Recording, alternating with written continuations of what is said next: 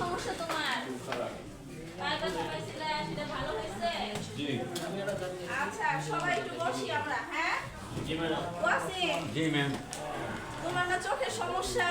জি ma'am, এখন ঠিক হয়েছে, এখন অসুবিধা নাই। তুমি তাহলে পিছনে বসছো না, তুমি সামনে বসবা। এখন ম্যাডাম দূর থেকে দেখতে পাই আমি। দূর থেকে দেখতে পাও? আচ্ছা মকবুল, কি অবস্থা তোমার?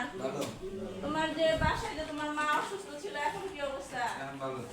আচ্ছা, তোমরা সারাদিন আজকে অনেক ক্লাস করছো না? জি ম্যাম। এখন ক্লাস করে করে কি বিরক্ত হয়ে গেছো? আপনাকে দেখে ভালো লাগছে। আমাকে দেখে ভালো লাগছে? আচ্ছা, আমারও তোমাদেরকে দেখে অনেক ভালো লাগছে। আচ্ছা, তাহলে আমরা একটা মজার খেলা খেলি, হ্যাঁ? আমি বন বলবো, তোমরা একবার হাতে তালি দিবা। আর যদি জঙ্গল বলি তাহলে দুইবার হাতে তালি দিবা। ঠিক আছে? অথবা এটাও হতে পারে আমি গাছ বলবো, একবার হাতে তালি দিবা। আবার বন বলবো, দুইবার হাতে তালি দিবা। এখন আমি দুইটা মিক্স করে বলবো, তালি যেন কি ঠিক থাকে। আচ্ছা, তাহলে সবাই রেডি তো? রেডি? বন। বন একবার। আচ্ছা, বন। জঙ্গল। আচ্ছা, গাছ। বন।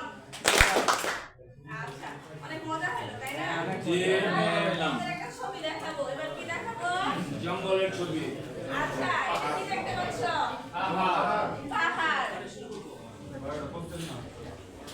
আরেকটা ছবি দেখবো আমরা, ঠিক আছে? এটা কি দেখতে পাচ্ছ? মাঝখানে রাস্তা, আর দুই পাশে কি? গাছপালা। এটা কোথায় দেখতে পাও এরকম রাস্তা? হ্যাঁ, গাজীপুরে। এটা কোথায় দেখা যায়? আচ্ছা, তাহলে এবার কি আরেকটা একটু আগে কি ছবি দেখলাম? পাহাড়ের মধ্যে দেখলাম, তাই না? আচ্ছা, তাহলে আমরা আজকে কি পড়তে পারি, কি মনে হয়? জঙ্গল। হ্যাঁ, তাহলে আমরা আজকে কি পড়তে পারি? বলো।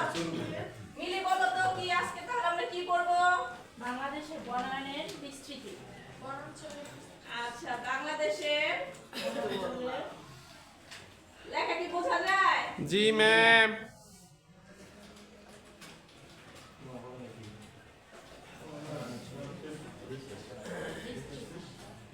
আচ্ছা, সবাই বসো। তাহলে আজকে আমরা কি পড়বো? বাংলাদেশে বনায়নের বিস্তৃতি। আচ্ছা, এইখানে আমি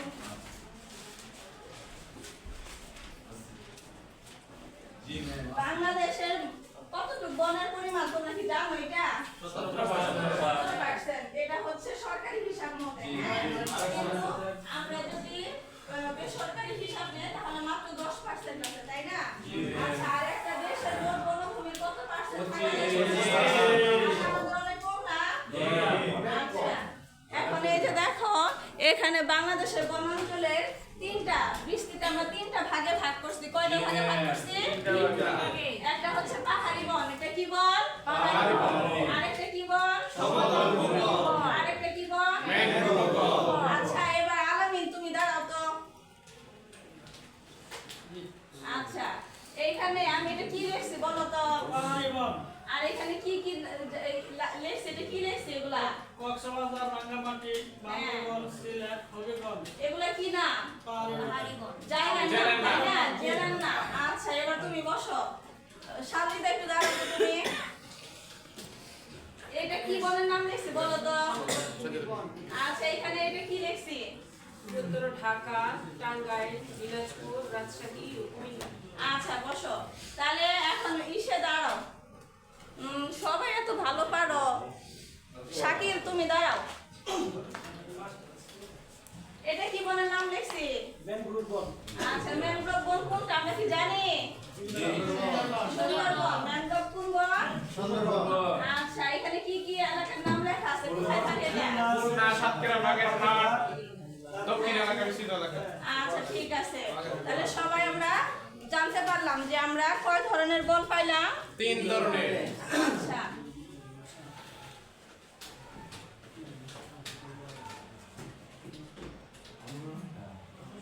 কি কি একটু বলি তো সবাই?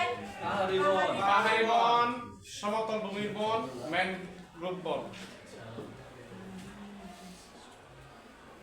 সমতল ভূমির বন ভূমির বন আর কি ম্যানগ্রোভ বন ম্যানগ্রোভ বন। আচ্ছা, এবার আমরা সবাই একটু চিন্তা করব। কি করব? সবাই কি চিন্তা করতে পারি নাকি মাথায় এখন বাড়ি যাওয়ার চিন্তা ঢুকছে? হ্যাঁ, আমরা সবাই একটু চিন্তা করব। হ্যাঁ, পরীক্ষা চিন্তা। আচ্ছা, পরীক্ষা তো আমরা সবাই ভালো করি, তাই না? আচ্ছা, সবাই আমরা নিজেরা নিজেরা কি চিন্তা করব? বলো তো মিয়া, কি চিন্তা করতে পারি? মেরিল বলো, কি চিন্তা করতে পারি? আমি এখন কি চিন্তা করতে বলতে পারি?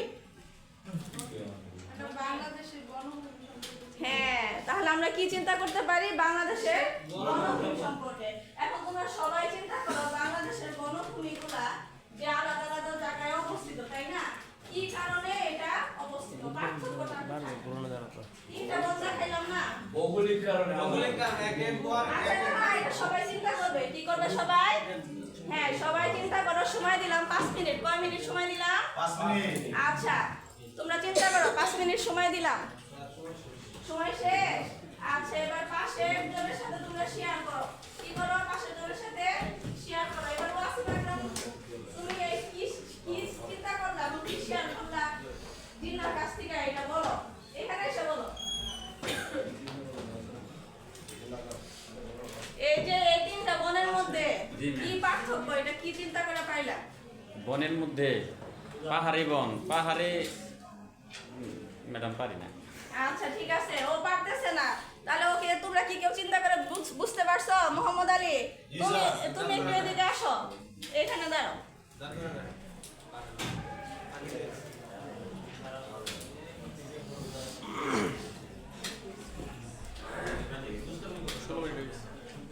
হ্যাঁ, তাহলে আমরা এই যে তিনটা বন, এই তিনটা বনের মধ্যে চিন্তা করে আমরা যে জোরে আবার আলোচনা করতে বললাম, তার আলোচনা থেকে আমরা কি পাইলাম এটা সবার সাথে শেয়ার করো।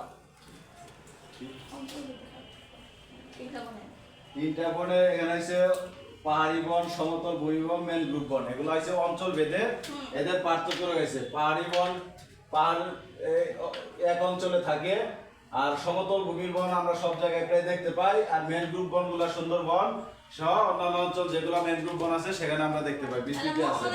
জোরে হাততালি। ওয়াসিম আকরামের জন্য একটা জোরে হাততালি, জোরে। কেন ওকে হাততালি দিতে বললাম বলো তো?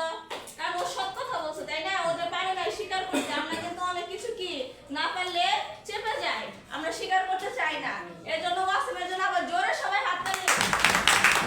Thank you. আচ্ছা, এবার আমরা একটু দলীয় কাজ করব। কি করব? আচ্ছা, আমি তাহলে তিনটা কর্নার বানাবো। তোমরা এই পাশে, তোমরা এই তিনটা বেঞ্চ মিলা হচ্ছে ম্যানগ্রোভ বন, ঠিক আছে? আর এইখানে তোমরা এই চারটা বেঞ্চ মিলা হচ্ছে সমতল ভূমির বন। আর তোমরা এই চারটা বেঞ্চ মিলে কি হচ্ছে? পাহাড়ি বন। এখন তোমরা এই তিনটা বনের বৈশিষ্ট্য এবং এটার কি আয়তন তোমরা ইয়ে করবা।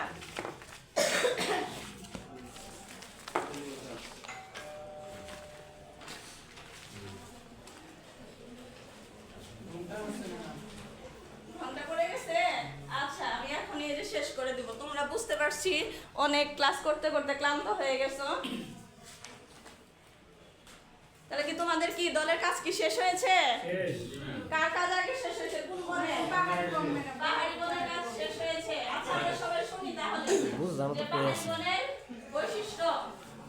পাহাড়ি বনের বৈশিষ্ট্য হচ্ছে ম্যাডাম, এই বনের গাছগুলি হচ্ছে গর্জন, কলই, গামার, চাপালিশ প্রভৃতি গাছ। আচ্ছা, তারপর হচ্ছে ম্যাডাম এখানে নানা ধরনের বাঁশ আছে, বাঁশ জাতীয় গাছ। হ্যাঁ হ্যাঁ। আর এর পরিমাণ হচ্ছে 13.16 লক্ষ হেক্টর বনের পরিমাণ। আচ্ছা, আর এখানে পশু পাখি থাকে হচ্ছে ম্যাডাম, হাতি থাকে, বানর থাকে, ভালুক থাকে, বনমুরগি থাকে। আচ্ছা, তাহলে পাহাড়ি বনের জন্য জোরে একটা হাততালি হবে। সবার কি হাতে ব্যথা? আবার একটা জোরে হাততালি হবে। আচ্ছা, এবার সমতল ভূমির বনের কর্নার থেকে আমরা কি শুনতে পাই? সবাই শুনি আমরা। ম্যাডাম, সমতল ভূমির বন হচ্ছে ঢাকা, টাঙ্গাইল, রংপুর, দিনাজপুর, রাজশাহী, কুমিল্লা অঞ্চলের বনকে সমতল ভূমির বন বলা হয়। এই বনের প্রধান বৈশিষ্ট্যগুলো হলো এখানে বৃক্ষ, শাল গাছ, গজারি, নিম, জারু গাছ, এই গাছগুলো জন্মায়। এই বনের হরিণ, বানর, নেকড়ে, ঘুঘু, দোয়েল দেখা যায়। শাল কাঠ খুবই উন্নত মানের হয়। বনের পরিমাণ 3.86 লক্ষ হেক্টর। আচ্ছা, তাহলে আমরা সমতল ভূমির জন্য একটা জোরে হাততালি দিব। এবার আমরা ম্যানগ্রোভ বনের দলের কাছে যাব, বন্যা সম্পর্কে জানবো। আচ্ছা, ম্যানগ্রোভ বন অবস্থিত বাংলাদেশের দক্ষিণ পশ্চিম কোণে। এই বনকে নুলাপানির বন বলা হয়। আর এই বনের বৈশিষ্ট্য হচ্ছে উদ্ভিদের শ্বাসমূল আছে। আর এই বনের বৃক্ষর নাম হচ্ছে গেওয়া গরান, বুলপাতা। আর পশুর মধ্যে আছে রয়েল টাইগার, হরিণ ইত্যাদি। আর এই বনের দৈর্ঘ্য হচ্ছে 6.16 হেক্টর আয়তন। আচ্ছা, এবার আমরা ম্যানগ্রোভ বনের জন্য কি একটা জোরে হাততালি। আচ্ছা, ও একটা ম্যানগ্রোভ বনের বড় একটা বৈশিষ্ট্য বলতে ভুলে গেছে, কে বলতে পারবা বৈশিষ্ট্যটা? জরায়ু জঙ্গল উদ্গম হয়। হ্যাঁ, এটা তো আছে। আরেকটা সবচেয়ে যে জিনিসটা আমরা পরিচিত, রয়্যাল বেঙ্গল কি থাকে? টাইগার থাকে। এটা কি অন্য বনে পাওয়া যায়? অন্য বনে পাওয়া যায়? আচ্ছা, ঠিক আছে, বসো। এবার তাহলে আমরা যে বনাঞ্চল শিখলাম, বনাঞ্চলের বিস্তৃতি, বিভিন্ন জায়গায় বিভিন্ন অঞ্চলে বিভিন্ন রকম বন, তাই না? পাহাড়ি অঞ্চলের যে